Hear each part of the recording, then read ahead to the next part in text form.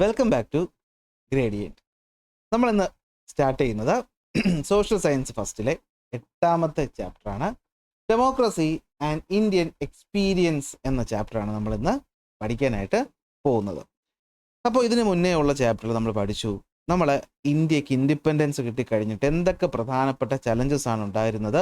ആ കാര്യങ്ങളൊക്കെ നമ്മൾ വളരെ വിശദമായി എന്ത് ചെയ്തു പഠിച്ചു. നമ്മൾ ടേം 2 പരീക്ഷയൊക്കെ എഴുതി സെറ്റായിട്ടിരിക്കുകയാണ് അല്ലേ. ഇപ്പോൾ ഇന്ന് നമുക്ക് വെക്കേഷൻ തുടങ്ങിയതേ ഉള്ളൂ. ഈ വെക്കേഷൻ തുടങ്ങുമ്പോൾ തന്നെ എന്തിനാണ് സാറേ ക്ലാസ് ഇടുന്നതെന്നൊന്നും ആർക്കും തോന്നരുത്. കാരണം നമുക്ക് സമയമില്ലല്ലോ, നമുക്ക് സമയം വളരെ കുറച്ചല്ലേ ഉള്ളൂ അല്ലേ. ഇപ്പോൾ വീഡിയോസ് ഇട്ട് കഴിഞ്ഞാൽ സത്യം പറഞ്ഞാൽ വ്യൂസ് ഒക്കെ കുറവായിരിക്കും, എനിക്കറിയാം. പക്ഷേ കാര്യമില്ല, നമ്മുടെ ചാനൽ കാണുന്ന പഠിക്കണമെന്ന് താല്പര്യമുള്ള ഒരു കുട്ടിയെങ്കിലും ഒരു കുട്ടി അവൻ ഈ ക്ലാസ് വേണമെന്ന് തോന്നിയാൽ നമ്മളത് അപ്ലോഡ് ചെയ്യും. വ്യൂസും കാര്യങ്ങളും ഒക്കെ രണ്ടാമത്. പലപ്പോഴും പല പിള്ളേരും പറയാറുണ്ട്, സാറേ തമ്പനയിൽ ഒന്നുകൂടി ഒന്ന് സെറ്റാക്കി കഴിഞ്ഞാൽ വ്യൂസ് കൂടും. ക്ലാസ് കണ്ട് ഇഷ്ടപ്പെടുന്നവൻ ഇഷ്ടപ്പെടും, അല്ലെങ്കിൽ ഇപ്പം ഇഷ്ടപ്പെടാത്തവൻ ഇഷ്ടപ്പെടത്തില്ല. നമുക്ക് കുഴപ്പമൊന്നുമില്ല. എന്തായാലും ഞാൻ തമ്മിൽ നേരെ ആക്കിയിട്ടുണ്ട് കേട്ടോ, അത് വേറെ കാര്യം. അപ്പോൾ നമുക്ക് എന്ത് ചെയ്യാം, ഡെമോക്രസി ആൻഡ് ഇന്ത്യൻ എക്സ്പീരിയൻസ് എന്ത് ചെയ്യാം, സ്റ്റാർട്ട് ചെയ്യാം. അപ്പോൾ നമ്മൾ തുടങ്ങുമ്പോൾ നമ്മൾ ആദ്യം അറിയേണ്ടത് നമ്മുടെ ഇൻഡിപെൻഡൻറ്റ് ഇന്ത്യ പ്രധാനമായും ഫേസ് ചെയ്ത ചലഞ്ച് എന്തായിരുന്നു.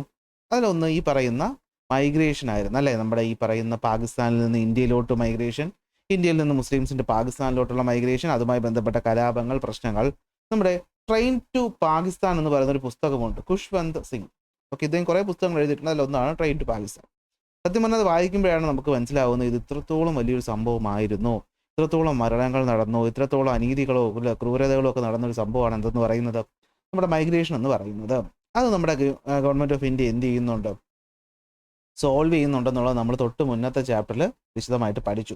അപ്പോൾ ഇവിടെ അതിൻ്റെ ജസ്റ്റ് ഒരു ഐഡിയ തന്നേക്കുകയാണ്, ഒരു കണ്ടിന്യൂഷൻ കിട്ടാൻ വേണ്ടി പറഞ്ഞേക്കുകയാണെന്നേ ഉള്ളൂ അല്ലേ. പാർട്ടീഷൻ ഓഫ് ഇന്ത്യയും അതുപോലെ പോസ്റ്റ് പാർട്ടീഷൻ മൈഗ്രേഷനും അതുപോലെ ഈ പറയുന്ന ആൾക്കാരുടെ പലായനവും ഒക്കെ എന്തായിരുന്നു, നമ്മുടെ ഇന്ത്യയിൽ ഒരുപാട് മാറ്റങ്ങൾ കൊണ്ടുവന്നു. കാരണം പെട്ടെന്ന് കുറേ ആൾക്കാർ നമ്മുടെ ഈ പറയുന്ന ഇന്ത്യയിലോട്ട് ഇങ്ങനെ വരികയാണ്. നിങ്ങളൊന്ന് ആലോചിച്ച് നോക്കിയേ, നമ്മുടെ വീടിനടുത്തോട്ട് ഒരു പരിചയമില്ലാത്ത കുറേ ആൾക്കാർ പെട്ടെന്ന് വന്ന് അവിടെ ടെൻ്റൊക്കെ അടിച്ച് താമസിക്കുമ്പോൾ ഒരുപാട് ബുദ്ധിമുട്ടൊക്കെ ഉണ്ടാകത്തില്ലേ. അപ്പോൾ ഒരുപാട് റിലീജിയസും ലിംഗ്വിസ്റ്റിക്കും സോഷ്യലും എക്കണോമിക്കുമായിട്ടുള്ള പല പ്രോബ്ലംസും നമ്മൾ ഈ പറയുന്ന ഈ മൈഗ്രേഷനുമായിട്ട് ബന്ധപ്പെട്ട് എന്ത് ചെയ്തിട്ടുണ്ട്, നമ്മുടെ നാട്ടിൽ നടന്നിട്ടുണ്ട്. അതിനെയൊക്കെ നമ്മളെ ഗവൺമെൻറ് പല പല നിയമങ്ങളിലൂടെയൊക്കെ മാറ്റിയിട്ടുമുണ്ട്. സത്യം പറഞ്ഞാൽ ഈ ഒരു ഭാഗം ഇവിടെ ടെക്സ്റ്റ് ബുക്ക് ഉൾപ്പെടുത്തേണ്ട ആവശ്യം പോലും ഉണ്ടായിരുന്നു എന്നാണ് എൻ്റെ അഭിപ്രായം. അപ്പോൾ അത് മാറ്റാനായിട്ട് the abduction person act of 1949, the displaced person act of 1954, the citizenship act of 1955 കൂടെ നമ്മൾ എന്ത് ചെയ്തു, ഈ പറഞ്ഞ പ്രശ്നങ്ങൾക്ക് സൊല്യൂഷൻ കണ്ടുപിടിച്ചു. റൈറ്റ് ഓഫ് മൈനോറിറ്റീസ്, ഫണ്ടമെൻ്റൽ റൈറ്റ്സിനകത്തൊക്കെ ഉൾപ്പെടുത്തി നമ്മൾ പ്രശ്നങ്ങളൊക്കെ ഒരുവിധം സോൾവ് ചെയ്തു. അപ്പോൾ ഒന്നാമത്തെ പ്രശ്നം എന്ന് പറഞ്ഞാൽ എന്തായിരുന്നു, ഈ പറയുന്ന മൈഗ്രേഷൻ ആയിരുന്നു. രണ്ടാമത് എന്തായിരുന്നു, പ്രിൻസിലി സ്റ്റേറ്റുകളുടെ ഇൻ്റഗ്രേഷൻ ആയിരുന്നു. അപ്പോൾ എങ്ങനെയാണ് ഈ പ്രിൻസിലി സ്റ്റേറ്റുകൾ ഇൻ്റഗ്രേറ്റ് ചെയ്തത്. അപ്പോൾ നിങ്ങൾ ചോദിക്കും, ഇതൊക്കെ കഴിഞ്ഞ ചാപ്റ്റർ പഠിച്ചല്ലേ. അല്പമേ ഉള്ളൂ. ഇത് കഴിഞ്ഞ് നമ്മൾ ഇനി പഠിക്കാൻ പോകുന്ന ഫുള്ള് പുതിയ കാര്യങ്ങളാണ്, അത് രസമുള്ള കാര്യങ്ങളാണ്. അപ്പോൾ അത് ചിലപ്പോൾ നിങ്ങളെ പരീക്ഷയ്ക്ക് എത്രത്തോളം ഉപയോഗപ്രദമാകുമെന്ന് എനിക്കറിയില്ല. പക്ഷേ എനിക്ക് ഒരു കാര്യം ഉറപ്പുണ്ട്, നമ്മുടെ ഇന്ത്യയുടെ ഒരു പൊളിറ്റിക്കൽ ചരിത്രത്തെ പറ്റിയൊരു അവബോധം എന്നല്ലേ പറയുന്നത്, അല്ലെങ്കിൽ ഒരു ഐഡിയ നിങ്ങൾക്ക് ഉണ്ടാക്കിയെടുക്കാൻ ഈ ചാപ്റ്റർ ഭയങ്കരമായിട്ട് യൂസ്ഫുൾ ആയിരിക്കും. അതായത് നമ്മൾ ഈ ചാനൽ ചർച്ചകളൊക്കെ കാണുമ്പോൾ എമർജൻസി ഉണ്ടായി, അല്ലെങ്കിൽ ഇന്ദിരാഗാന്ധി, രാജീവ് ഗാന്ധി, അങ്ങനെ കുറേ പേര് പറയുന്നു, BJP, കോയലേഷൻ ഗവൺമെൻറ്, ഇതൊക്കെ എന്താണ് എങ്ങനെയാണെന്നൊക്കെ ഒരു ഐഡിയ നിങ്ങൾക്ക് ഈ ഒരു ചാപ്റ്റർ കൊണ്ട് കിട്ടും. അപ്പോൾ ഇൻ്റഗ്രേഷൻ ഓഫ് പ്രിൻസിലി സ്റ്റേറ്റ്സ് അറിയാമല്ലേ, നമ്മുടെ സർദാർ വല്ലഭായ് പട്ടേലും ആൾക്കാരും ഒക്കെ ചേർന്നിട്ട് VP മേനോനൊക്കെ ചേർന്നിട്ട് സ്റ്റേറ്റുകൾ ഇൻ്റഗ്രേറ്റ് ചെയ്തു. 3 ഓപ്ഷനുകളായിരുന്നു അവർക്ക് കൊടുത്തിരുന്നത്. ഒന്ന് stand still agreement. Stand still agreement എന്ന് പറഞ്ഞു കഴിഞ്ഞാൽ വേറൊന്നുമില്ല, സ്റ്റാൻഡ് സ്റ്റിൽ എങ്ങനെയാണോ അങ്ങനെ തന്നെ അങ്ങ് നിൽക്കുക. അതായത് പ്രിൻസിലി സ്റ്റേറ്റ് എന്ന് പറയുന്നത് ബ്രിട്ടീഷിൻ്റെ കീഴിൽ സ്വതന്ത്രമായി രാജ്യം ഭരിച്ചുകൊണ്ടിരുന്നവരാണ്. നിങ്ങൾ എങ്ങനെയാണോ അങ്ങനെ തന്നെ അങ്ങ് നിൽക്കുക. നിങ്ങൾ പാകിസ്ഥാനിലും പോകുന്നില്ല, നിങ്ങൾ ഇന്ത്യയിലും പോകുന്നില്ല. They should remain their status quo was the provision based on the agreement. അവർ തന്നെ കാര്യങ്ങൾ നോക്കും, അവർ തന്നെ പട്ടാളം കൺട്രോൾ ചെയ്യും. പക്ഷേ അവർ എന്ത് ചെയ്യത്തില്ല, അവർ മറ്റൊരാളെയും ജോയിൻ ചെയ്യത്തില്ല. പ്രത്യേകിച്ച് ഇന്ത്യയെ സംബന്ധിച്ച് പാകിസ്ഥാനിൽ പോകാതെ സ്വന്തമായിട്ട് നിന്നാൽ അത് സ്റ്റാൻഡ് സ്റ്റിൽ എഗ്രിമെൻറ്റ്. രണ്ടാമത്തെയാണ് instrument of assertion. Instrument of assertion വഴി പറയുന്നത് എന്താണെന്ന് വെച്ചാൽ, രാജ്യത്തിൻ്റെ സെൽഫ് ഗവേണൻസ് എന്ന് പറയുന്ന ഈ പ്രിൻസിലി സ്റ്റേറ്റിൽ രാജാവ് തന്നെയായിരിക്കും നോക്കുന്നതെങ്കിൽ അവിടുത്തെ മിലിറ്ററിയും മറ്റ് ഈ പറയുന്ന പ്രൊട്ടക്ഷനും കാര്യങ്ങളൊക്കെ ആർക്ക് കൊടുക്കുന്നു, ഗവൺമെൻറ് ഓഫ് ഇന്ത്യക്ക് കൊടുക്കുന്നു. അപ്പോൾ ഗവൺമെൻറ് ഓഫ് ഇന്ത്യക്ക് പ്രൊട്ടക്ഷനും കാര്യങ്ങളും കൊടുക്കുന്നു. ബാക്കി ഇൻറ്റേർണൽ മാറ്റേഴ്സ് നോക്കുന്നത് അല്ലെങ്കിൽ ഗവേൺ ചെയ്യുന്ന ആരായിരിക്കും, അത് പ്രിൻസിലി സ്റ്റേറ്റിൽ രാജാവ് തന്നെ ആയിരിക്കും. 3 മെർജർ എഗ്രിമെൻ്റ് എന്ന് പറഞ്ഞു കഴിഞ്ഞാൽ പൂർണ്ണമായും എന്ത് ചെയ്യുന്നു, ഗവൺമെൻറ് ഓഫ് ഇന്ത്യക്ക് ഇത് എഴുതി കൊടുക്കുന്നു. അതായത് complete accession of the princely state to the Indian union. ഇങ്ങനെ 3 ഓപ്ഷൻസാണ് ഉണ്ടായിരുന്നത്. ഈ 3 ഓപ്ഷൻസ് പലരും ചൂസ് ചെയ്തവർക്ക് അതിൻ്റെതായ ഗുണങ്ങൾ കിട്ടി, അല്ലാത്തവർ നമ്മൾ പല രീതിയിൽ കൊണ്ടുവന്നു അല്ലേ. ജൂനിയർ ഗവൺമെൻറ് ഇതൊക്കെ നമ്മൾ കഴിഞ്ഞ ചാപ്റ്റർ വിശദമായി പഠിച്ചതാണ്. ഇത്രയും മനസ്സിലാക്കിയാൽ മതി. ഇവിടെ സത്യം പറഞ്ഞാൽ ഇതിൻ്റെ പുറകെ അല്ല നമ്മൾ ഈ ചാപ്റ്ററിൽ പോകാൻ പോകുന്നത്. നമ്മൾ ഈ ചാപ്റ്ററിൽ പോകാൻ പോകുന്നത് നമ്മുടെ ഇന്ത്യയുടെ ഗവൺമെൻറ്റിന് പിന്നാലെയാണ്. നമുക്കറിയാം നമ്മുടെ ഇന്ത്യ ഗവൺമെൻറ് എന്ന് പറയുന്നത് ഒരു ഡെമോക്രാറ്റിക് ഗവൺമെൻറ് ആണ്, അല്ലെ? ഡെമോക്രസിയിൽ അടിസ്ഥാനപ്പെടുത്തി പോകുന്നൊരു ഗവൺമെൻറ് ആണ്. അപ്പോൾ ഡെമോക്രസിയുടെ അടിസ്ഥാനം എന്താണ്? ജനപ്രതിനിധിയെ ജനങ്ങൾ തന്നെ എന്ത് ചെയ്യുന്നു? ചൂസ് ചെയ്യുന്നു. എന്തിലൂടെ ചൂസ് ചെയ്യുന്നു? എലക്ഷനിലൂടെ ചൂസ് ചെയ്യുന്നു. അപ്പം നമ്മുടെ ഇന്ത്യയിൽ നടന്ന എലക്ഷനും അതുപ്രകാരം വന്ന ഗവൺമെൻറ്റുകളെ പറ്റിയാണ് നമ്മൾ ഈ ചാപ്റ്ററിൽ ഇനി അങ്ങോട്ട് മെയിനായിട്ട് പഠിക്കാനായിട്ട് പോകുന്നത്, പ്രത്യേകിച്ച് ഇന്നത്തെ ക്ലാസ്സിൽ. അപ്പോൾ ഞാനൊരു കാര്യം ആദ്യമേ പറഞ്ഞു തരാം. നമ്മുടെ ഇന്ത്യയിൽ 1946 ക്യാബിനറ്റ് മിഷൻ വരുന്നു എന്നുള്ള കാര്യം നിങ്ങൾക്കറിയാം. ഇതൊരു കഥയാണ്, കേട്ടോളേ. ഈ ക്യാബിനറ്റ് മിഷൻ്റെ ഭാഗമായിട്ട്, ക്യാബിനറ്റ് മിഷൻ്റെ ഉദ്ദേശം എന്തായിരുന്നു? നമ്മുടെ അധികാരം ഇന്ത്യക്കാർക്ക് തന്നെ കൊടുക്കുക എന്നുള്ളതാണ്. ഇതിൻ്റെ ഫലമായിട്ടാണ് ഒരു ഇൻറ്ററിം ഗവൺമെൻറ് ഫോം ചെയ്യുന്നത്. എന്താണ്? ഒരു ഇൻറ്ററിം ഗവൺമെൻറ് ഫോം ചെയ്യുന്നു. അതിൻ്റെ ഭാഗമായിട്ട് നമ്മുടെ ജവഹർലാൽ നെഹ്റു എന്തായിരുന്നു? വൈസ് പ്രസിഡൻ്റായിട്ട് മാറുന്നു. പ്രസിഡന്റ് എന്ന് പറയുന്നത് വൈസ് റോയിയാണ്. വൈസ് പ്രസിഡൻ്റായിട്ട് മാറുന്നു. അതായത് ഇന്നത്തെ പ്രൈം മിനിസ്റ്ററിൻ്റെ സ്ഥാനം. ഇവരുടെ ജോലി 1947 ഓഗസ്റ്റ് 15 തീർന്നു. എന്ന് തീർന്നു? ഓഗസ്റ്റ് 15 തീർന്നു. ഇതൊന്നും മനസ്സിലായില്ലെങ്കിൽ ഈ ചാപ്റ്റർ പിടികിട്ടത്തില്ല. ഈ ഓഗസ്റ്റ് 15 ആയപ്പോൾ നമ്മളൊരു ടെമ്പററി ഗവൺമെൻറ് കൊണ്ടുവന്നു. അതിൻ്റെയും നേതാവ് ആര് തന്നെയായിരുന്നു? നമ്മുടെ പ്രൈം മിനിസ്റ്റർ ആയിട്ടുള്ള ജവഹർലാൽ നെഹ്റു തന്നെ ആയിരുന്നു. പക്ഷേ ഇത് രണ്ടും പൂർണ്ണമായും ഒരു ഡെമോക്രാറ്റിക് ആണെന്ന് പറയാൻ പറ്റത്തില്ല. കാരണം ഇവിടെ ജനങ്ങളെല്ലാവരും കൂടെ വോട്ട് ചെയ്ത് ജയിപ്പിച്ച ആൾക്കാരായിരുന്നില്ല. നമ്മുടെ കോൺസ്റ്റിറ്റ്യൂവൻ്റ് അസംബ്ലിയിൽ നിന്ന് വന്നവരാണ് ഈ പറഞ്ഞ പ്രൈം മിനിസ്റ്ററിനെ ഇപ്പോൾ ചൂസ് ചെയ്തതും. ഈ പ്രൈം മിനിസ്റ്ററിൻ്റെ ഭാഗമായിട്ട് കൗൺസിൽ ഓഫ് മിനിസ്റ്റേഴ്സ് ഒക്കെ ഉണ്ടായിരുന്നു. അതാരാ ചൂസ് ചെയ്തത്? നമ്മുടെ കോൺസ്റ്റിറ്റ്യൂവൻ്റ് അസംബ്ലിയാണ്. ഈ കോൺസ്റ്റിറ്റ്യൂവൻ്റ് അസംബ്ലി മെമ്പേഴ്സിനെയൊക്കെ യൂണിവേഴ്സൽ അഡൾട്ട് ഫ്രാഞ്ചൈസി വഴിയൊന്നും അല്ല ചൂസ് ചെയ്തത്. അതായത് 18 ഇല്ലെങ്കിൽ 21 വയസ്സ് കഴിഞ്ഞ് എല്ലാവരും കൂടി ചൂസ് ചെയ്ത് വന്നിരുന്നില്ല. അപ്പോൾ അത് ഡെമോക്രാറ്റിക് ആണെന്ന് നമുക്ക് അങ്ങനെ പറയാനായിട്ട് ഉണ്ട്, എങ്കിലും പൂർണ്ണമായിട്ടൊന്നും പറയാൻ പറ്റത്തില്ല. അപ്പോൾ ഈ ഡെമോക്രാറ്റിക് ഫോമായിട്ടുള്ള പരിപാടി തുടങ്ങുന്നത് എപ്പോഴാണ്? നമ്മുടെ ഇന്ത്യ റിപ്പബ്ലിക് ആയതിനു ശേഷമാണ്. അത് നിങ്ങൾക്ക് എല്ലാവർക്കും അറിയാം. 1950 ജനുവരി 26 നമ്മൾ എന്താവുന്നത്? റിപ്പബ്ലിക് ആവുന്നത്. കാരണം അന്നാണ് നമ്മൾ നിയമപരമായി ഒരു റിപ്പബ്ലിക് രാജ്യമായിട്ട് മാറുന്നത്. എന്ന് വെച്ചാൽ നിങ്ങൾക്ക് തമാശ അറിയാവോ? 47 നമ്മൾ ഇന്ത്യ സ്വാതന്ത്ര്യം ആയെങ്കിലും ഏതാണ്ട് ഈ പറയുന്ന ഒരു 50 വരെയുള്ള സമയത്തിനിടയ്ക്ക് നമ്മുടെ ബ്രിട്ടീഷുകാരുടെ ഇടപെടലുകൾ നമ്മുടെ ഈ പറയുന്ന ഗവൺമെൻറ്റിൻ്റെ കാര്യങ്ങളിൽ ഉണ്ടായിരുന്നു. അതാണ് മനസ്സിലാക്കേണ്ടത്. 50 ആയപ്പോൾ പൂർണ്ണമായും നമ്മൾ എന്തായിട്ട് മാറി? ഇൻഡിപെൻഡൻ്റ് ആയിട്ട് മാറി. അപ്പോൾ പൂർണ്ണമായും ഇൻഡിപെൻഡൻ്റ് ആയിട്ട് മാറിയാൽ നമ്മൾ ഡെമോക്രാറ്റിക് ഗവൺമെൻറ്റാണ്. അപ്പോൾ നമുക്ക് ജനപ്രതിനിധി വേണം. അപ്പോൾ ഈ ഇൻറ്ററിം ഗവൺമെൻറ്റിൽ നിന്നോ ടെമ്പററി ഗവൺമെൻറ്റിൽ നിന്നുള്ളവർ പോരാ. നമ്മൾ എന്ത് ചെയ്യണം? ഇലക്ട് ചെയ്ത ആൾക്കാരെ വേണം. അപ്പോൾ ഇവിടെ ഇലക്ഷൻ നടക്കണം. അപ്പോൾ ഇലക്ഷൻ നടക്കണമെങ്കിൽ ഇലക്ഷൻ നോക്കി നടത്തുന്ന ആൾക്കാർ വേണം. അതാണ് എന്തെന്ന് പറയുന്നത്? നമ്മുടെ ഇലക്ഷൻ കമ്മീഷൻ എന്ന് പറയുന്നത്. അങ്ങനെ 1950 നമുക്ക് ഈ പറഞ്ഞ റിപ്പബ്ലിക് ആവുന്നതിന് തൊട്ട് മുന്നത്തെ ദിവസം ജനുവരി 25, 1950 അങ്ങനെ എന്ത് ഫോം ചെയ്യുന്നു? ഒരു കോൺസ്റ്റിറ്റ്യൂഷൻ പരമായി കാര്യങ്ങൾ ചെയ്യാനായിട്ട് ഒരു ഇലക്ഷൻ കമ്മീഷൻ നിലവിൽ വരുന്നു. എന്ത് നിലവിൽ വരുന്നു? ഒരു ഇലക്ഷൻ കമ്മീഷൻ നിലവിൽ വരുന്നു. ഈ ഇലക്ഷൻ കമ്മീഷൻ്റെ കമ്മീഷണറായിട്ട് സുകുമാർ സെൻ അധികാരത്തിലെത്തുന്നു. സുകുമാർ സെൻ അധികാരത്തിൽ വരുന്നു, ആദ്യത്തെ ഇലക്ഷൻ കമ്മീഷണർ. ഇവർ പറഞ്ഞ അനുസരിച്ച് ഒക്ടോബർ 1951 മുതൽ ഫെബ്രുവരി 1952 വരെ ഏതാണ്ട് കുറേ ദിവസം കൊണ്ട് നമ്മൾ എന്ത് ചെയ്തു? ഇവിടുത്തെ ആദ്യത്തെ ഇലക്ഷൻസ് നടന്നു. ഈ ഇലക്ഷൻ എന്ന് പറഞ്ഞു കഴിഞ്ഞാൽ ഈ ബ്രിട്ടീഷുകാർക്ക് ഉറപ്പുണ്ടായിരുന്നു. എന്താണ്? നമ്മൾ ഇന്ത്യ ഈ ഡെമോക്രാറ്റിക് എന്നൊക്കെ പറഞ്ഞ് ഏൽപ്പിച്ചിട്ട് പോയി കഴിഞ്ഞാൽ പേടിക്കേണ്ട, യവന്മാരെ തമ്മിൽ തല്ലി അധികം താമസിയാതെ തന്നെ നശിച്ചു പോകുമെന്ന് നമുക്ക് ഉണ്ടായിരുന്നു. അവർക്ക് വിശ്വാസം ഉണ്ടായിരുന്നു. അവർക്കെന്നല്ല മറ്റെല്ലാ രാജ്യങ്ങൾക്കും വിശ്വാസം ഉണ്ടായിരുന്നു. എന്നാൽ അതിനൊക്കെ എതിരായിട്ട് നമ്മളെ ഇന്ത്യ വളരെ വളരെ ഡീസൻ്റ് ആയിട്ട് എന്ത് ചെയ്യുന്നു? ഒരു ഇലക്ഷൻ നടത്തും. അതായത് അന്ന് 21 വയസ്സാണ്. 21 വയസ്സിന് മുകളിലുള്ള എല്ലാവർക്കും വോട്ട് ചെയ്യാൻ അധികാരമുള്ള ഒരു ഇലക്ഷൻ ഈ പറയുന്ന 51 തൊട്ട് 52 വരെ നമ്മുടെ ഇന്ത്യയിൽ നടക്കുന്നു. അപ്പോൾ ഇത് വലിയ ചലഞ്ചിങ് ആയിട്ട് പ്രോസസ്സായിരുന്നു. സുകുമാർ സെനൊക്കെ ആദ്യം വിചാരിച്ചത് എന്താണ്? പെട്ടെന്ന് തന്നെ നമുക്ക് എന്ത് ചെയ്യാം? ഈ പരിപാടിയൊക്കെ നടത്താമെന്നാണ്. പക്ഷേ പെട്ടെന്നൊന്നും പറ്റിയില്ല. ഒരുപാട് സമയം എടുത്തു. അല്ലെ, നമുക്ക് ഇവിടെ ഇപ്പോൾ ഇലക്ഷൻ ഒരു ദിവസം കൊണ്ട് തീരും. അന്ന് കണ്ടോ, ഒക്ടോബറിൽ തുടങ്ങി ഒക്ടോബർ, നവംബർ, ഡിസംബർ, ജനുവരി, ഫെബ്രുവരി വരെ കൊണ്ടാണ് എന്ത് ചെയ്യുക? 5 മാസമൊക്കെ എടുത്താണ് ഇലക്ഷൻ നടത്തുന്നത്. കാരണം ഈ എന്തൊക്കെ ചലഞ്ചസാണ് ഉണ്ടായിരുന്നതെന്നറിയാവോ? ഒന്ന്, ഈ കോൺസ്റ്റിറ്റ്യുവൻസീസ് ഒക്കെ തീരുമാനിക്കുക. ഇത് ചോദിക്കാൻ ചാൻസ് ഉള്ളൊരു ചോദ്യമാണ്. ഫസ്റ്റ് ഇലക്ഷൻ നമ്മൾ ഇന്ത്യ നേരിട്ട പ്രധാനപ്പെട്ട ചലഞ്ചുകൾ എന്തൊക്കെയായിരുന്നു? ഒന്ന്, ഡീലിമിറ്റിംഗ് ദ കോൺസ്റ്റിറ്റ്യുവൻസീസ്, അല്ലെ, കോൺസ്റ്റിറ്റ്യുവൻസി നിയോജക മണ്ഡലങ്ങൾ തീരുമാനിക്കുക. ഇന്ത്യ മൊത്തത്തിൽ ഇങ്ങനെ പരന്ന് കിടക്കുന്ന ഒരു വലിയ രാജ്യമാണ്, അല്ലേ? ഈ രാജ്യത്ത് എല്ലാവരും ഇങ്ങനെ ഈ കോൺസ്റ്റിറ്റ്യുവൻസി മാറ്റി അന്ന് അറിയാം, നിങ്ങൾക്കറിയാം 52 എന്തില്ല, ഇന്നത്തെ പോലെ ലിംഗ്വിസ്റ്റിക് മൈനോറിറ്റികൾ അല്ലെങ്കിൽ ലിംഗ്വിസ്റ്റിക് സ്റ്റേറ്റുകൾ ഫോം ചെയ്തിട്ടില്ല. അന്ന് കേരളം ഒറ്റയ്ക്കല്ല, അല്ലേ? കേരളം, അല്ലേ, ഇപ്പോൾ തിരുക്കൊച്ചി, അങ്ങനെയൊക്കെ ഇങ്ങനെ പ്രശ്നത്തിൽ കിടക്കുകയാണ്. ആലോചിച്ച് നോക്കി, അന്ന് അല്ലേ ഈ പറയുന്ന പോലെ നമുക്ക് ഈ പറയുന്ന ഇന്ന് കാണുന്ന സ്റ്റേറ്റ് ഒന്നും അന്നായിട്ടില്ല. അപ്പോൾ ആ കിടക്കുന്ന ഇങ്ങനെ പ്രിൻസിപ്പൽ സ്റ്റേറ്റുകളായി യൂണിയനായിട്ട് കിടക്കുന്ന സ്റ്റേറ്റുകൾ കോൺസ്റ്റിറ്റ്യുവൻസീസ് തീരുമാനിക്കുക ഒന്നാമത്തെ പ്രശ്നം. ഇനി വോട്ടേഴ്സ് ലിസ്റ്റ് തീരുമാനിക്കുക ബേസ്ഡ് ഓൺ അഡൾട്ട് ഫ്രാഞ്ചൈസി എന്ന് വെച്ചാൽ എന്താ, അന്നത്തെ കണക്കിൽ 21 വയസ്സാണ്. 21 വയസ്സിന് മുകളിലുള്ള എല്ലാവർക്കും, സ്ത്രീകൾക്കും പുരുഷന്മാർക്കും ഒക്കെ വോട്ട് ചെയ്യാനുള്ള അവകാശമുണ്ട്. അപ്പോൾ അതിനുവേണ്ടി വോട്ടേഴ്സ് ലിസ്റ്റ് ഉണ്ടാക്കണം. നമ്മുടെ ഇന്ത്യയുടെ അന്നത്തെ അവസ്ഥ നിങ്ങൾക്ക് എന്താണെന്നറിയാവോ? Educating the illiterate majority about the necessity of voting. ഏതാണ്ട് 85% നമ്മുടെ ഇന്ത്യയുടെ പോപ്പുലേഷൻ വന്ന് ഇല്ലിറ്ററേറ്റ് ആയിരുന്നു, എഴുത്തും വായന അറിയത്തില്ല. ഇവരെ ഈ ഇലക്ഷൻ എന്താണെന്നും വോട്ട് ചെയ്യാനും പറഞ്ഞു കൊടുക്കണ്ടേ? അന്ന് വോട്ടിംഗ് മെഷീൻ ഒന്നും ഇല്ലല്ലോ. ഈ പറഞ്ഞ പേരെഴുതി ബാലറ്റ് പേപ്പർ കൊണ്ട് ഇടണ്ടേ? അതൊക്കെ പഠിപ്പിച്ചു കൊടുക്കണ്ടേ? അത് ഫെയർ ആയിട്ട് നടക്കണ്ടേ? Finding out enough election officials and training them. Government അന്ന് ഫോം ചെയ്തിട്ടേ ഉള്ളൂ. ഗവൺമെൻറ് സ്ഥാപനങ്ങൾ ബ്രിട്ടീഷുകാരുടെ കാലത്തുള്ളത് നമ്മൾ അധികാരം ഹാൻഡ് ഓവർ ചെയ്തതേ ഉള്ളൂ. അപ്പോൾ അവിടെയുള്ള ഇലക്ഷനുള്ള ആൾക്കാർ അല്ലെങ്കിൽ ഈ പറയുന്ന ഇലക്ടറൽ ഓഫീസർമാർക്ക് ട്രെയിനിങ് കൊടുക്കുക. Ensure A transparent, impartial and fair election. ഇതാണ് ഏറ്റവും വലിയ ചലഞ്ച് അല്ലേ? അധികാരമുള്ള ആൾക്കാരുടെ കയ്യിലായിരുന്നു പാവപ്പെട്ട ജനങ്ങൾ. അപ്പോൾ അവരെ ഈ പറഞ്ഞവരുടെ സ്വാധീനമൊന്നും ഇല്ലാതെ എന്ത് ചെയ്യുക, ഒരു ഇലക്ഷൻ നടത്തിയെടുക്കുക എന്ന് പറയുന്നതായിരുന്നു പ്രധാനപ്പെട്ട ചലഞ്ചസ്. വളരെ ഇമ്പോർട്ടൻറ്റ്. അപ്പോൾ ഒന്നും കൂടി നമ്മൾ പറഞ്ഞ കാര്യങ്ങളെ നമ്മൾ ഡെമോക്രസിക് ഇന്ത്യൻ ആദ്യ എക്സ്പീരിയൻസിൽ പഠിക്കേണ്ട ഒരു പോയിന്റ് എന്ന് വെച്ച് കഴിഞ്ഞാൽ, പ്രിൻസിലി സ്റ്റേറ്റുകളെ നമ്മൾ യൂണിഫൈ ചെയ്ത 3 മെത്തേഡുകൾ ഏതൊക്കെയാണ് പറഞ്ഞേ? Stand still agreement, instrument of assertion, merger agreement. Stand still agreement, instrument of assertion, അതുപോലെ തന്നെ എന്താണ് മെർജർ എഗ്രിമെൻറ്റ് എന്നിങ്ങനെ 3 എണ്ണം. സ്റ്റാൻഡ് സ്റ്റിൽ പ്രകാരം പ്രിൻസിലി സ്റ്റേറ്റുകൾക്ക് എന്ത് ചെയ്യാം? ഒരു മാറ്റങ്ങളൊന്നും ഇല്ലാതെ അവർക്ക് എന്ത് ചെയ്യാം? അവരുടെ സ്വന്തം കാര്യങ്ങൾ നോക്കി ഇൻഡിപെൻഡൻസിന് മുമ്പ് എങ്ങനെയായിരുന്നു അങ്ങനെ തന്നെ പോവാം. പാകിസ്ഥാനിലോട്ട് പോകാൻ പാടില്ല എന്നതേ ഉള്ളൂ. തൽക്കാലം നമ്മളിങ്ങനെയാണ് തുടങ്ങിയത്, പിന്നീട് നമ്മൾ പിടിച്ചെടുക്കും, വേറെ കാര്യം. ഇൻസ്ട്രുമെൻറ്റ് ഓഫ് അസേർഷൻ വഴി എന്ത് ചെയ്യാം? ഡിഫൻസ്, ഫോറിൻ അഫയേഴ്സ്, കമ്മ്യൂണിക്കേഷൻ അതൊക്കെ ഗവൺമെൻറ്റിന് കൊടുക്കും.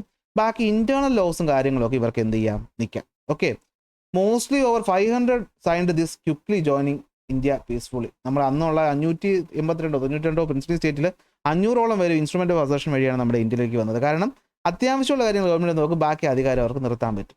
പിന്നെ വരുന്ന മെർജർ എഗ്രിമെൻറ്റ്, അതായത് എന്താണ്, മൊത്തം പവറും കൊടുക്കുക എന്നുള്ളത്. ഈ 3 രീതിയിലായിരുന്നു. മനസ്സിലായി കാണുമല്ലോ. അടുത്ത് ഡെമോക്രസി എന്ന് പറഞ്ഞാൽ അവിടെ ഇലക്ഷനിലൂടെ അധികാരികൾ എത്തണം. ഞാൻ പറഞ്ഞു ആദ്യം ഇൻ്ററിം ഗവൺമെൻറ് ആയിരുന്നു, അത് കഴിഞ്ഞ് ടെമ്പററി ഗവൺമെൻറ് ആയിരുന്നു. ഇത് രണ്ടും പൂർണ്ണമായും ഒരു ഡെമോക്രാറ്റിക് ഫോമിൽ വന്നതല്ല. അതായത് ഇത് രണ്ടിൻ്റെയും നമ്മുടെ മെയിൻ ആളായിട്ട് പ്രൈം മിനിസ്റ്ററായി നമ്മുടെ ജവഹർലാൽ നെഹ്റു വന്നത് ജനങ്ങളുടെ പൂർണ്ണമായ ഹിതത്തോടെ ആണെന്നൊന്നും പറയാൻ പറ്റാത്തത് കൊണ്ട് നമുക്ക് ഇലക്ഷൻ വേണം. അപ്പോൾ ഒരു ഇലക്ഷൻ വേണമെങ്കിൽ എന്ത് വേണം? നമുക്ക് ഒരു ഇലക്ഷൻ കമ്മീഷൻ വേണം. അങ്ങനെ ജനുവരി 25, 1950 നമ്മൾ ആദ്യത്തെ ഇലക്ഷൻ കമ്മീഷൻ വരുന്നു. സുകുമാർ സെൻ ഇലക്ഷൻ കമ്മീഷണറായിട്ട് മാറുന്നു. അവർ പറയുന്നതനുസരിച്ച് 1951 ഫെബ്രുവരി മുതൽ 1952 ഒക്ടോബർ തൊട്ട് 1952 ഫെബ്രുവരി വരെ നമ്മുടെ ഫസ്റ്റ് ജനറൽ ഇലക്ഷൻ നടക്കുന്നു. അങ്ങനെ ഇലക്ഷൻ നടന്നു. ഇലക്ഷനിൽ നേരിട്ട പ്രധാനപ്പെട്ട ചലഞ്ചസ് ഇതൊക്കെയായിരുന്നു. കോൺസ്റ്റിറ്റ്യുവൻസീസ് എന്ത് ചെയ്യുക? തീരുമാനിക്കുക. വോട്ടേഴ്സ് ലിസ്റ്റ് തീരുമാനിക്കുക. അഡൾട്ട് ഫ്രാഞ്ചൈസി അനുസരിച്ച് 21 വയസ്സാണ്. ഇല്ലിറ്ററേറ്റ് ആയ ആൾക്കാർ ഇത് പറഞ്ഞ് മനസ്സിലാക്കിപ്പിക്കുക. ഇലക്ട്രൽ ഓഫീഷ്യൽസിന് ട്രെയിനിങ് കൊടുക്കുക. ട്രാൻസ്പാരൻ്റ് ആയ ഇലക്ഷൻ നടത്തുക. എന്തൊക്കെ ആയാലും നമ്മൾ എന്ത് ചെയ്തു? ആ ഇലക്ഷൻ നടത്തി എന്നുള്ളതാണ് സത്യം. Okay. There is a universal agreement that the Indian people have conducted themselves admirably in the largest experiment in democratic elections in the history of the world. എന്ന് വെച്ചാൽ ഇത്രയും ജനങ്ങൾ വോട്ട് ചെയ്ത ഒരു ഡെമോക്രാറ്റിക് ഇലക്ഷൻ നമ്മുടെ ചരിത്രത്തിൽ തന്നെ ആദ്യമായിട്ട് നടന്നത് ഇവിടെയായിരുന്നു. അന്നത്തെ ഹിന്ദുസ്ഥാൻ ടൈംസിൽ വന്ന വാർത്തയാണ്. അങ്ങനെ നമ്മുടെ ഇലക്ഷൻ നടക്കുന്നു. അങ്ങനെ ആദ്യത്തെ ഗവൺമെൻറ് രൂപീകരിക്കുന്നു. ഈ ആദ്യത്തെ ഗവൺമെൻറ് പ്രകാരം വീണ്ടും നമ്മുടെ ജവഹർലാൽ നെഹ്റു തന്നെ നമ്മുടെ ഇന്ത്യയുടെ പ്രൈം മിനിസ്റ്ററായിട്ട് മാറുന്നു. മെജോറിറ്റി സീറ്റും ജയിക്കുന്നത് ഇന്ത്യൻ നാഷണൽ കോൺഗ്രസ് ആണ്. 16 സീറ്റ് വാങ്ങിച്ചത് നമ്മുടെ കമ്മ്യൂണിസ്റ്റ് പാർട്ടിയാണ് രണ്ടാമത്. ബാക്കി മൊത്തം തൂത്തുവാരിയത് ആരായിരുന്നു? നമ്മുടെ ഇന്ത്യൻ നാഷണൽ കോൺഗ്രസ് ആയിരുന്നു. അങ്ങനെ നമ്മുടെ ഇന്ത്യ കോൺഗ്രസ് ഭരിച്ചു. ഇനി ശ്രദ്ധിക്കണേ, ഇന്ത്യ ഫേസ്ഡ് മെനി ചലഞ്ചസ് എന്ന് പറയുന്നുണ്ട്. After the election Jawaharlal Nehru എന്ത് ചെയ്തു? ഇന്ത്യയുടെ ആദ്യത്തെ പ്രൈം മിനിസ്റ്ററായിട്ട് മാറി. അങ്ങനെ പുതിയ കോൺസ്റ്റിറ്റ്യൂഷൻ വന്നു. ഡെമോക്രാറ്റിക് ഫോമിൽ ഗവൺമെൻറ് ഫോം ചെയ്തു. ഇങ്ങനെ നമ്മുടെ ഡെമോക്രാറ്റിക് സിസ്റ്റം ഓഫ് അഡ്മിനിസ്ട്രേഷൻ ഇന്ത്യയിൽ ആരംഭിക്കുന്നു. ഇനിയാണ് കാര്യങ്ങൾ പറയുന്നത്. ഇനി പറയുന്ന കാര്യങ്ങൾ പലതും നിങ്ങൾക്ക് അത്ര വശമില്ലാത്തതാണ്. അതായത് എന്താണ് ഈ വൺ പാർട്ടി ഡോമിനൻസ്, എന്താണ് കൊയലേഷൻസ്, കാര്യങ്ങൾ. അപ്പോൾ ഇത് മനസ്സിലാക്കണമെങ്കിൽ ഞാൻ നിങ്ങൾക്ക് നമ്മുടെ ഇന്ത്യയുടെ ഇലക്ഷൻ ചരിത്രം ഒന്ന് പറഞ്ഞു തരാൻ പോവുകയാണ്. ഈ ചരിത്രം നിങ്ങൾക്ക് ചോദിക്കത്തില്ല, പക്ഷേ ഇവിടുത്തെ ഈ വർഷങ്ങൾ കാര്യങ്ങൾ വെറുതെ കൺഫ്യൂഷൻ ഉണ്ടാകാതിരിക്കണമെങ്കിൽ ഞാൻ ഈ പറയുന്ന കാര്യം ശ്രദ്ധിച്ച് കേൾക്കണം. ഞാൻ പറഞ്ഞല്ലോ, നമ്മുടെ ഇനി തൊട്ട് ക്ലാസ്സസ് ഒക്കെ കുറച്ച് ലെങ്തി ആയിരിക്കും. നിങ്ങൾക്ക് ബോറടിക്കുമ്പോൾ ഇടയ്ക്ക് നിങ്ങൾ ബ്രേക്ക് എടുത്തോളണേ കേട്ടോ. ഇപ്പോഴേ പറയുകയാണ്.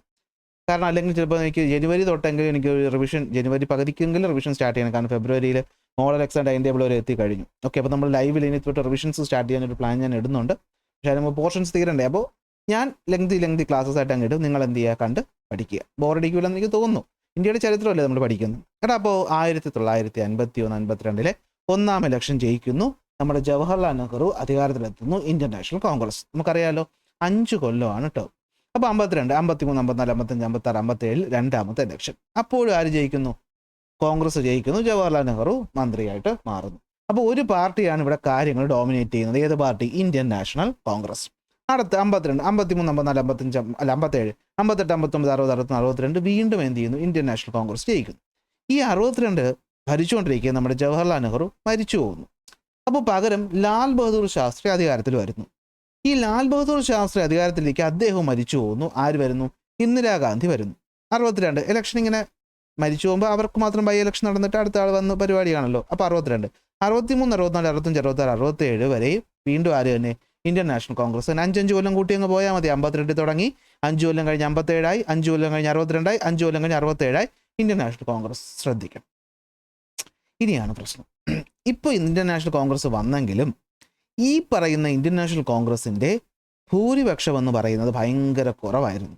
അപ്പോൾ 52 വന്നു. അതായത് 4ാമത്തെ തവണ വന്നപ്പോഴത്തേക്കും ഇന്ത്യൻ നാഷണൽ കോൺഗ്രസിൻ്റെ ഭൂരിപക്ഷം വല്ലാണ്ട് കുറഞ്ഞു. സ്റ്റേറ്റുകളിൽ പലയിടത്തും എന്ത് പറ്റി? ഈ പറയുന്ന കോൺഗ്രസ് അല്ലാത്ത പാർട്ടികൾ ജയിക്കാൻ തുടങ്ങി. അങ്ങനെ കോൺഗ്രസിൻ്റെ കാര്യം പരിങ്ങലിലായിരുന്നു. 67 വന്നിട്ട് നോർമലി 5 കൊല്ലം പോകണം. അപ്പോൾ 67 എത്ര? 68, 69, 70, 71, 72 വരെ പോവേണ്ട നിയമസഭ, പക്ഷേ 72 വരെ പോയില്ല. 71 ആയപ്പോൾ, അതായത് ഈ പറഞ്ഞ 69 ബാങ്ക് നാഷണലൈസേഷൻ നടന്നു എന്നൊക്കെ നിങ്ങൾ പറഞ്ഞു. അതായത് ഇന്ദിരാഗാന്ധി ഭയങ്കരമായ മാറ്റങ്ങൾ കൊണ്ടുവന്നുകൊണ്ടിരിക്കുകയാണ്.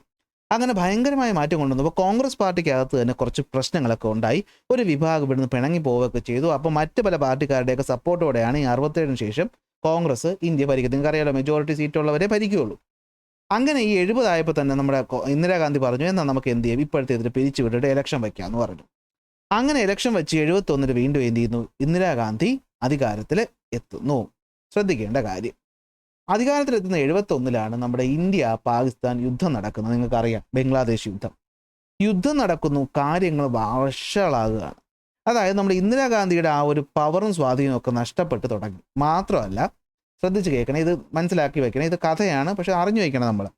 71 ഈ 71 നടന്ന ഇലക്ഷനിൽ നമ്മുടെ ഇന്ദിരാഗാന്ധി റായ് ബറേലി എന്ന് പറയുന്ന ഒരു സ്ഥലത്ത് വെച്ചാണ് എന്ത് ചെയ്യുന്നത്? MP ഇലക്ഷന് പങ്കെടുത്ത് ജയിക്കുന്നത്. അപ്പോൾ ഇതിനെതിരായിട്ട് നിന്ന സ്ഥാനാർത്ഥിക്ക് ഒരു സംശയം. അദ്ദേഹം എന്ത് ചെയ്തു? കോടതിയിൽ ഒരു കേസ് കൊടുക്കുന്നു. കേസ് എന്താണെന്ന് വെച്ചാൽ, ഇതിപ്പം ഇന്ദിരാഗാന്ധി എന്ന് പറയുന്ന വ്യക്തി അന്നത്തെ പ്രൈം മിനിസ്റ്ററാണ്. അപ്പോൾ അന്നത്തെ ഗവൺമെൻറ് ഒഫീഷ്യൽസിൻ്റെയൊക്കെ അല്ലെങ്കിൽ ഗവൺമെൻറ് മെഷീനറികളുടെയൊക്കെ സഹായത്തോടു കൂടിയാണ് അന്നത്തെ ഇലക്ഷൻ ജയിച്ചതെന്ന് പറഞ്ഞിട്ട് എന്ത് ചെയ്യുന്നു? നമ്മുടെ ഇന്ദിരാഗാന്ധിക്കെതിരെ ഒരു കേസ് കൊടുക്കുന്നു. കേസ് കൊടുക്കുന്ന 71 75 അതിൻ്റെ വിധി വരുന്നു. 75 വിധി വന്നപ്പോൾ അലഹബാദ് കോടതി പറയുന്നു, ഇന്ദിരാഗാന്ധിയുടെ ഇലക്ഷൻ ഇന്ദിരാഗാന്ധി നേർവഴിയിലല്ല ജയിച്ചതെന്ന് പറഞ്ഞിട്ട് ഇലക്ഷൻ അസാധുവാക്കും. ആലോചിക്കണം, ഒറ്റയടിക്ക് ഇന്ത്യൻ പ്രധാനമന്ത്രി MP അല്ലാതായിട്ട് മാറുന്നു. പിന്നെ പ്രധാനമന്ത്രിയെ തുടരാൻ പറ്റുമോ? മൊത്തം പ്രശ്നം. ആ സമയത്താണെങ്കിൽ ഗുജറാത്തിൽ മൊത്തം പ്രശ്നം. നമ്മുടെ മൊറാർജി ദേശായി ആയിട്ട് ജയപ്രകാശ് നാരായണൻ ടീമുമായിട്ട് നമ്മുടെ ബീഹാറിൻ്റെ ബംഗാളിലും പ്രശ്നം. അങ്ങനെ രാജ്യം മൊത്തം അടിയും ബഹളും. 71 കഴിഞ്ഞപ്പോഴത്തേക്ക് എന്ത് പറ്റി? ഇലക്ഷൻ ശേഷം യുദ്ധം നടന്നു. യുദ്ധത്തിന് നമ്മളെ ഗവൺമെൻറ് നമ്മൾ പട്ടാളത്തിന് അയച്ചു. അതിന് നാട്ടുകാരെതിരാകുന്നു. പട്ടിണി, പരിവട്ടം, തൊഴിലില്ലായ്മ, ആകെ മൊത്തം പ്രശ്നം. അപ്പോൾ 71 കയറി ഇന്ദിരാഗാന്ധി പെട്ടു എന്ന് വേണം പറയാൻ. 75 ആയപ്പോൾ ഉള്ള MP സ്ഥാനവും നഷ്ടപ്പെട്ടു. ഉടനെ ഈ പറഞ്ഞ ഇന്ദിരാഗാന്ധി എവിടെ പോയി? സുപ്രീം കോടതി പോയി കഴിഞ്ഞപ്പോൾ എന്ത് പറ്റി? ഇതൊന്ന് പഠിക്കാനുള്ള കാര്യങ്ങളാണ് കേട്ടോ. സുപ്രീം കോടതി പോയി കഴിഞ്ഞപ്പോൾ ഇന്ദിരാഗാന്ധി എടുത്ത് പറഞ്ഞു, നമ്മുടെ V.R. കൃഷ്ണയ്യറാണെന്ന് തോന്നുന്നു, മലയാളിയായ V.R. കൃഷ്ണയ്യറാണെന്ന് തോന്നുന്നു, അന്നത്തെ ജഡ്ജി ആണെന്ന് തോന്നുന്നു, ഉറപ്പൊന്നുമില്ല. തൽക്കാലത്തേക്ക് സ്റ്റേ കൊടുത്തതിൻ്റെ അടുത്ത ദിവസം ഇന്ദിരാഗാന്ധി നേരെ ചെന്നിട്ട് ഫക്രുദ്ദീൻ അലി അഹമ്മദ് ആണെന്ന് പ്രസിഡന്റ് അടുത്ത് പറയാണ്, എമർജൻസി ഡിക്ലെയർ ചെയ്തോളാം. എമർജൻസി ഡിക്ലെയർ ചെയ്യാന്ന് വെച്ച് കഴിഞ്ഞാൽ എന്താ സംഭവം? ഇപ്പോൾ ഈ പറയുന്ന സ്റ്റേറ്റ്, നമ്മുടെ ഇന്ത്യ സ്റ്റേറ്റ് എന്ന് പറയുമ്പോൾ കേരള സ്റ്റേറ്റ് അല്ല ഉദ്ദേശിക്കുന്നത്, ഇന്ത്യ എന്ന് പറയുന്ന സ്റ്റേറ്റ് ആണെന്ന് പറയുന്നത്. ഇന്ത്യക്കകത്ത് ഇപ്പോൾ ഭയങ്കര പ്രശ്നങ്ങളാണ്. ഇങ്ങനെ പോയാൽ നമുക്ക് രാജ്യത്തിൻ്റെ തകർച്ചയ്ക്ക് കാരണമാകുമെന്ന് പറഞ്ഞിട്ട് അടിയന്തരാവസ്ഥ പ്രഖ്യാപിക്കുകയാണ്. ഇനി അടിയന്തരാവസ്ഥ പ്രഖ്യാപിച്ച് കഴിഞ്ഞിട്ട് അപ്പോൾ 71 വന്നു, 72, 73, 74, 75, 76 പോകണം. ഇല്ല, 75 തന്നെ എമർജൻസി പ്രഖ്യാപിച്ച് 2 കൊല്ലം ഇലക്ഷൻ ഉണ്ടായിരുന്നില്ല. അങ്ങനെ 2 കൊല്ലം കൊണ്ട് നാട്ടിലെ ജനങ്ങളൊക്കെ ഇന്ദിരാഗാന്ധിയെയും കോൺഗ്രസിനെയൊക്കെ പൊറുതിമുട്ടി. 77 അടുത്ത ഇലക്ഷൻ നടക്കുന്നു. ഇലക്ഷനിൽ കോൺഗ്രസ് തോറ്റു തുന്നം പാടുന്നു. മൊറാർജി ദേശായിയുടെ നേതൃത്വത്തിൽ ജനതാ പാർട്ടി വരുന്നു. പക്ഷേ അതൊരു പല പാർട്ടികൾ ചേർന്നുള്ളൊരു പാർട്ടിയാണ്. അപ്പോൾ അവർക്ക് 2 കൊല്ലേ പിടിച്ചു വയ്ക്കാൻ പറ്റുള്ളൂ. മൊറാർജി ദേശായി കുറച്ചു കാലം പ്രൈം മിനിസ്റ്ററായി, അത് കഴിഞ്ഞ് ചരൺ സിംഗ് പ്രൈം മിനിസ്റ്ററായി 77. അപ്പോൾ ഇങ്ങനെ വരുന്നതാണ് നമ്മൾ കൊയലേഷൻ്റെ തുടക്കം. അതായത് കൂട്ടുമന്ത്രിസഭയാണ് വരുന്നത്. അവർ 80-ൽ എന്ത് ചെയ്യുന്നു, പടിയിറങ്ങുന്നു. വീണ്ടും 80-ൽ നമ്മുടെ ഇന്ദിരാഗാന്ധി വളരെ ശക്തമായിട്ട് എന്ത് ചെയ്യുന്നു, തിരിച്ചു കയറുന്നു. അപ്പോൾ 2 കൊല്ലം മാറിയേ 80-ൽ വീണ്ടും വരുന്നു. 5 കൊല്ലം തികയ്ക്കുന്നതിന് മുമ്പ് ഇന്ദിരാഗാന്ധി അസാസിനേറ്റ് ചെയ്യുകയാണ്. അറിയാലോ, നമ്മുടെ ഗോൾഡൻ ടെമ്പിൾ ഇഷ്യൂ വെച്ചിട്ട് 84 സമയത്ത് ഇന്ദിരാഗാന്ധി എന്ത് ചെയ്യുന്നു, വെടിവെച്ച് കൊല്ലുന്നു. മകൻ രാജീവ് ഗാന്ധി അടുത്ത ഇലക്ഷനിൽ പങ്കെടുക്കുന്നു. 84-ൽ തന്നെ അടുത്ത ഇലക്ഷൻ നടക്കുന്നു. രാജീവ് ഗാന്ധി അധികാരത്തിലെത്തുന്നു. 5 കൊല്ലം ഭരിക്കുന്നു. 84, 85, 86, 87, 88, 89. 89 ഇലക്ഷൻ ആയപ്പോഴത്തേക്കും അഴിമതിയും പ്രശ്നങ്ങളും ഒക്കെ ആയിട്ട് രാജീവ് ഗാന്ധിക്ക് ഇന്ദിരാഗാന്ധിയെ പോലെ ഒരു സ്റ്റാൻഡൊന്നും ഉണ്ടാക്കിയെടുക്കാൻ പറ്റാതെ കോൺഗ്രസ് തോക്കുന്നു. 89-ൽ ആദ്യമായിട്ട് നാഷണൽ ഫ്രണ്ട് എന്ന് പറയുന്ന coalition government, already Janata government വന്നു, മറ്റൊരു കൊയിലേഷൻ ആയിട്ടുള്ള ഗവൺമെൻറ് വരുന്നു. VP സിംഗ് ആദ്യം പ്രൈം മിനിസ്റ്റർ ആവുന്നു. അത് കഴിഞ്ഞ് ചന്ദ്രശേഖർ പ്രൈം മിനിസ്റ്റർ ആവുന്നു. അവർ 2 കൊല്ലം ഭരിക്കുന്നു. 91 ഇലക്ഷൻ സമയത്തായപ്പോഴത്തേക്കും എന്ത് പറ്റുന്നു, കോൺഗ്രസ് തിരിച്ചു പിടിക്കുന്നു. PV നരസിംഹറാവു നേതൃത്വത്തിൽ മന്ത്രിസഭ രൂപീകരിക്കുന്നു. പക്ഷേ ഇവർക്ക് പൂർണ്ണമായും പണ്ടത്തെ പോലെ അധികാരം പിടിക്കാൻ പറ്റിയില്ല. മറ്റു പാർട്ടികളുടെ സഹായം വേണ്ടി വന്നു. അങ്ങനെ മറ്റു പാർട്ടികളുടെ സഹായത്തോടെ ഭരിച്ചാൽ അതിനാണ് കൊയലേഷൻ എന്ന് പറയുന്നത്. അടുത്ത് PV നരസിംഹറാവു മന്ത്രിയായിരിക്കുന്നു. 5 കൊല്ലം കഴിഞ്ഞ് 96 ആയപ്പോൾ വീണ്ടും കോൺഗ്രസ് തോക്കുന്നു. BJP ഇവിടം തൊട്ടാണ് കളി തുടങ്ങുന്നത്. ബേബി വാജ്പേയി ഇവിടെ ഭയങ്കര പ്രശ്നം നടക്കുകയാണ്. BJP ചേർന്ന് യുണൈറ്റഡ് ഫ്രണ്ട് എന്ന് പറയുന്ന കൊയലേഷൻ തുടങ്ങുന്നു. അവിടെ AB വാജ്പേയി വരുന്നു. അത് കഴിഞ്ഞിട്ട് അയാളെ മാറ്റിയിട്ട് HD ദേവഗൗഡ വരുന്നു. അത് കഴിഞ്ഞിട്ട് IK ഗുജറാൾ വരുന്നു. അതായത് ഓരോ ദിവസം പത്രം നോക്കുമ്പോൾ ഓരോ പ്രൈം മിനിസ്റ്റർ മാറും. അങ്ങനെ പ്രശ്നം. അധികാരം പോയില്ല, 2 കൊല്ലം താഴെ പോയി. വീണ്ടും BJP ജയിച്ചു. അടൽ ബിഹാരി വാജ്പേയി പ്രൈം മിനിസ്റ്റർ ആവുന്നു. 1 കൊല്ലം തികച്ചു, രാജിവെക്കുന്നു. 99 അടുത്ത ഇലക്ഷൻ നടക്കുന്നു. വീണ്ടും BJP നയിക്കുന്ന NDA കൊയലേഷൻ ജയിക്കുന്നു. അടൽ ബിഹാരി വാജ്പേയി വീണ്ടും പ്രൈം മിനിസ്റ്റർ ആവുന്നു. പക്ഷേ അത് 5 കൊല്ലം തികയ്ക്കും. പിന്നെ 2004 വീണ്ടും നമ്മുടെ UPA ഗവൺമെൻറ് എന്നാണ് പറയുന്നത്. കോൺഗ്രസ് ഒറ്റയ്ക്കല്ല, കൂട്ടുകക്ഷി. UPA വരുന്നു, മൻമോഹൻ സിംഗ് വരുന്നു. 2009 വീണ്ടും മൻമോഹൻ സിംഗ് വരുന്നു. നിങ്ങൾക്ക് അതൊക്കെ ചിലപ്പോൾ നിങ്ങൾ കേട്ടിട്ടുണ്ടായിരിക്കും. 14 ആയപ്പോഴത്തേക്കും NDA നാഷണൽ ഡെമോക്രാറ്റിക് അലയൻസ് എന്ന് പറഞ്ഞാൽ BJP ലീഡർഷിപ്പിലുള്ള നരേന്ദ്രമോദി വരുന്നു. 19 നരേന്ദ്രമോദി വരുന്നു. 24 നരേന്ദ്രമോദി തന്നെയാണ് ഇപ്പോൾ ഭരിച്ചുകൊണ്ടിരിക്കുന്നത്. ഇങ്ങനെയാണ് നമ്മുടെ ഇലക്ഷൻ ചരിത്രം പോകുന്നത്. ഇനി ഞാൻ ഈ പറയുന്ന കാര്യങ്ങൾ ശ്രദ്ധിക്കുക. Okay, from one party dominance to coalition. നോക്കിയോ, in the first general election the government led by Indian National Congress which won the majority in the election came to power.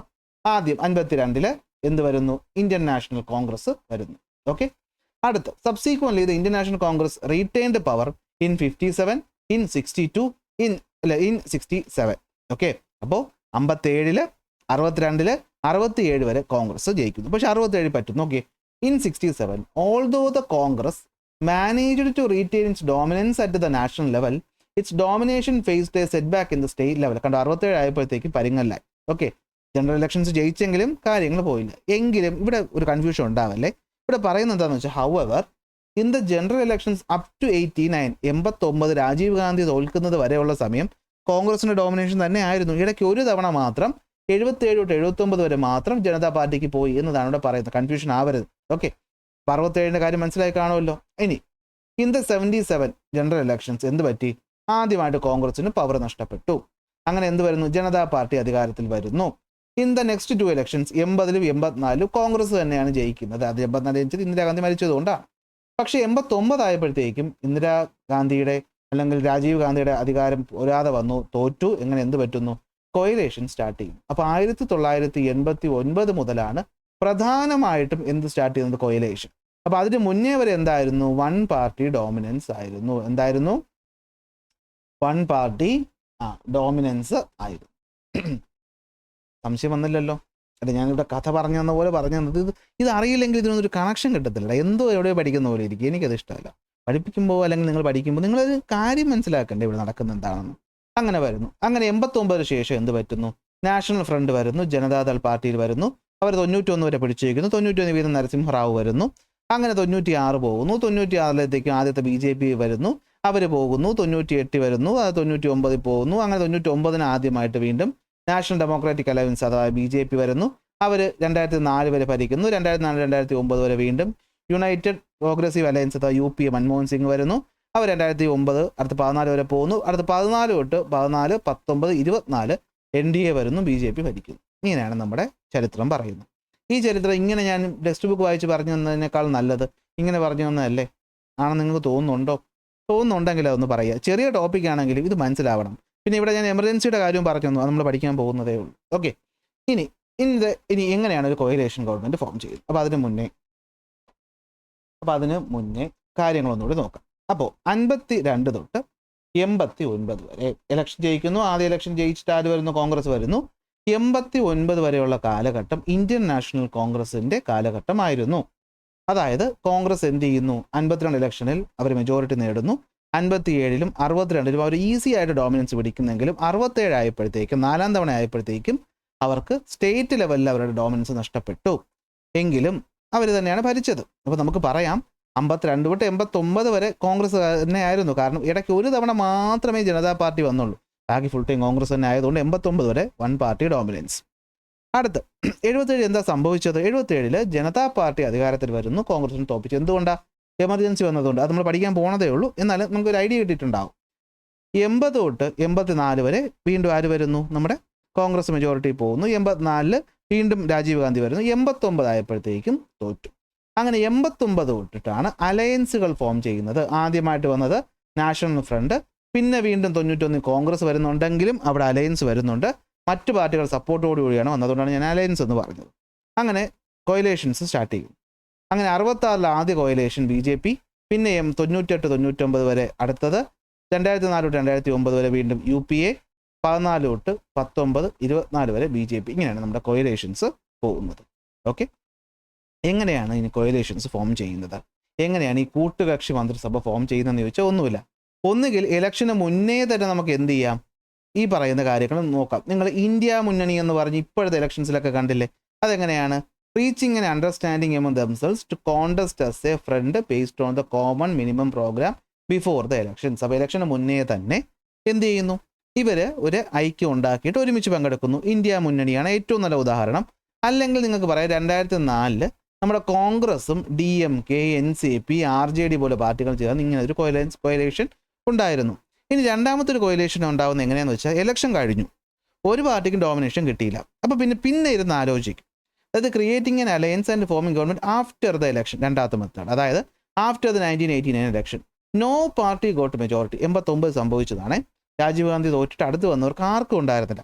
അപ്പോൾ ജനതാദൾ എന്ത് ചെയ്തു? നാഷണൽ ഫ്രണ്ടും ചേർന്നിട്ട് എന്ത് ചെയ്തു? BJPയുടെ സപ്പോർട്ടോടുകൂടി അധികാരത്തിൽ വരുന്നു ഇലക്ഷന് ശേഷം.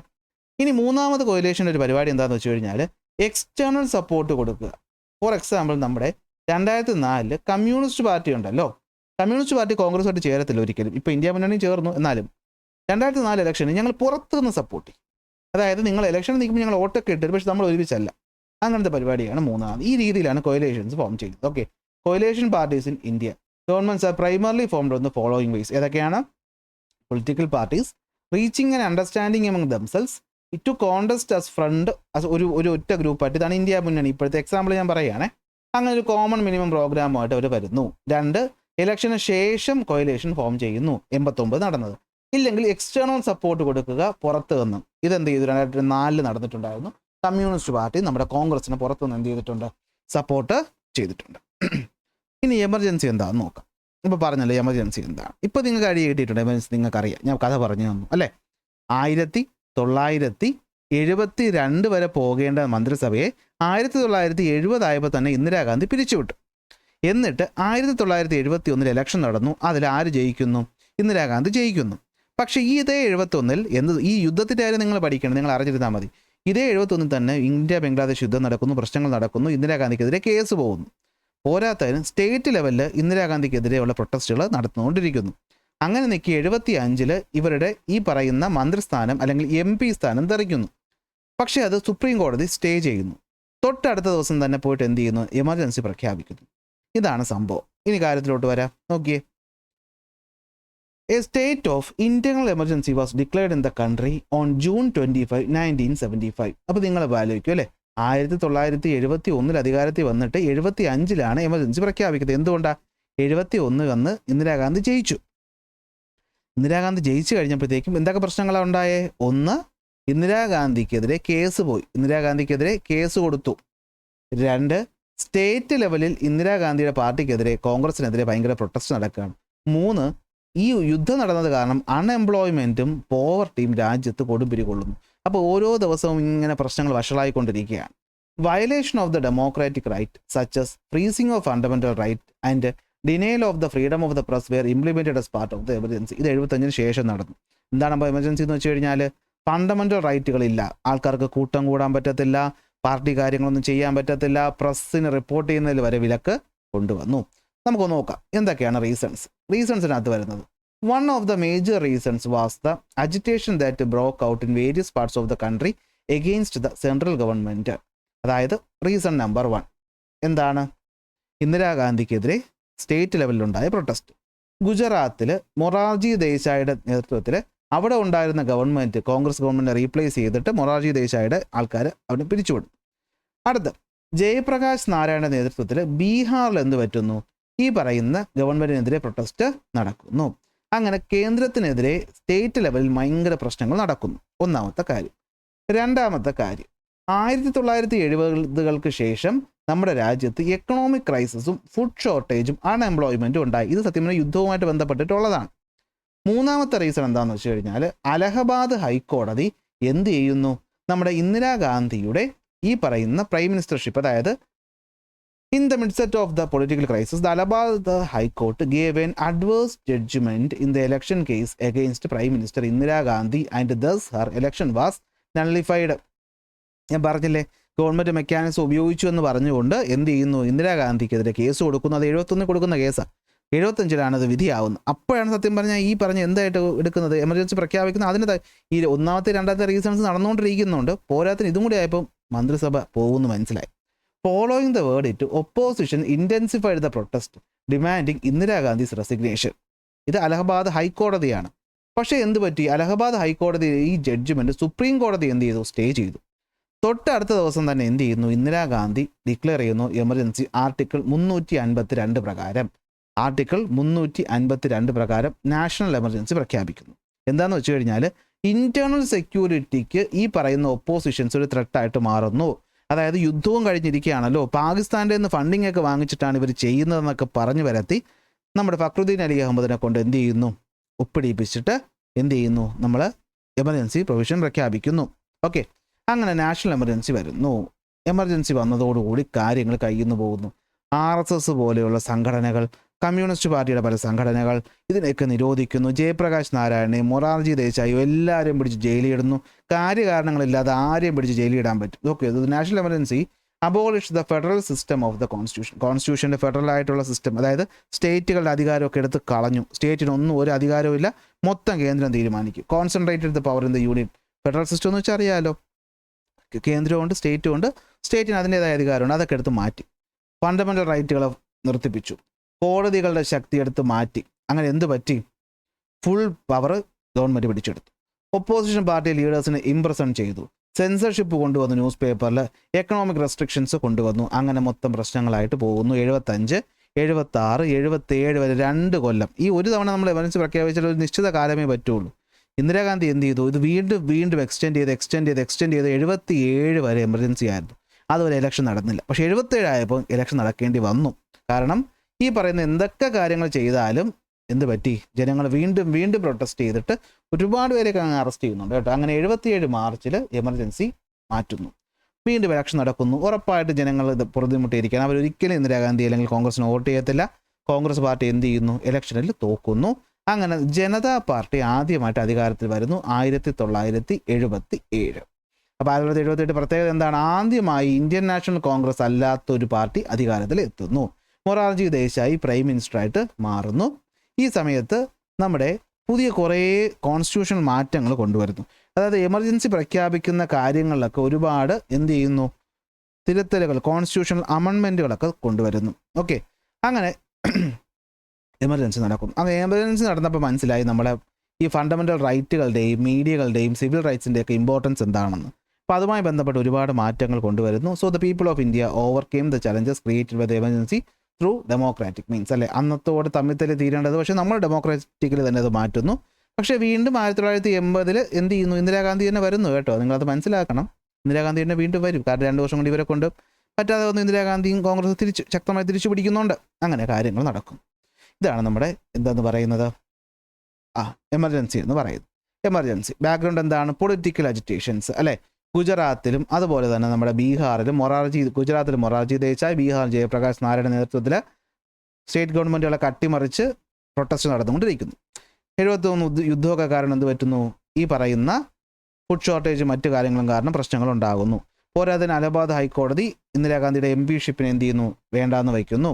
അങ്ങനെ എന്ത് പറ്റുന്നു, 352 ആർട്ടിക്കിൾ പ്രകാരം ജൂൺ 25, 1975 എമർജൻസി പ്രഖ്യാപിക്കുന്നു. ഫെഡറൽ സിസ്റ്റം അവസാനിക്കുന്നു. പവർ മൊത്തം കേന്ദ്രത്തിൻ്റെ കയ്യിലാകുന്നു. ഫണ്ടമെൻ്റൽ റൈറ്റുകൾ ഇല്ലാതാകുന്നു. ജുഡീഷ്യൽ റിവ്യൂ മറ്റു കാര്യങ്ങളൊക്കെ എടുത്ത് മാറ്റുന്നു. എമർജൻസി വരുന്നു. ഒപ്പോസിഷന്മാരെ അറസ്റ്റ് ചെയ്യുന്നു, ജയിലിലിടുന്നു, സെൻസർഷിപ്പ് കൊണ്ടുവരുന്നു, എക്കണോമിക് റെസ്ട്രിക്ഷൻസും കൊണ്ടുവരുന്നു. അങ്ങനെ 77 മാർച്ച് ആയപ്പോഴത്തേക്കും അത് മാറുന്നു. വീണ്ടും ഇലക്ഷൻസ് നടക്കുന്നു. മൊറാർജി ദേശായി പ്രൈം മിനിസ്റ്റർ ആകുന്നു. ഡെമോക്രാറ്റിക് ലെസൺസ് നമ്മൾ ഇവിടുന്ന് ഒരുപാട് കാര്യങ്ങൾ പഠിക്കുന്നു, നമ്മുടെ റൈറ്റും ഫണ്ടമെൻ്റൽ കാര്യങ്ങളൊക്കെ പറ്റിയിട്ട്. ഇന്നത്തേക്ക് ഇത്രയും പോരെ, ഏതാണ്ട് അരമണിക്കൂറോളം ആയിട്ടുണ്ട്. ഒരുപാട് കാര്യങ്ങൾ പറഞ്ഞെങ്കിലും നിങ്ങൾക്കത് മനസ്സിലായി കാണുമെന്ന് ഞാൻ വിശ്വസിക്കുന്നു. ഇത് ഒരു ഇന്ത്യക്കാരനെന്നല്ലേ നിങ്ങളിതൊക്കെ അറിഞ്ഞിരിക്കേണ്ടത്, ഇന്ത്യയിൽ ഇതൊക്കെ സംഭവിച്ചതെന്ന് അല്ലേ. ഇനി പോപ്പുലർ മൂവ്മെൻറ്റ് ആൻഡ് ഇന്ത്യൻ ഡെമോക്രസിയാണ് നമ്മൾ ഇനി പഠിക്കാനായിട്ട് പോകുന്നത്. ഇവിടെ കുറേ മൂവ്മെൻറ്റുകളാണ് നമ്മൾ വരുന്നത്. ഓക്കെ, അപ്പോൾ അത് നമുക്ക് എന്ത് ചെയ്യാം, ഇനി വരുന്ന ക്ലാസ്സുകളിൽ പഠിക്കാം. സോ ക്ലാസ് ഇഷ്ടപ്പെട്ട ലൈക്ക് ചെയ്യാനും ഷെയർ ചെയ്യാനും സബ്സ്ക്രൈബ് ചെയ്യാനൊന്നും മറക്കണ്ട. അടുത്ത ക്ലാസ്സിൽ അടുത്ത ടോപ്പിക്കുമായിട്ട് കാണാം.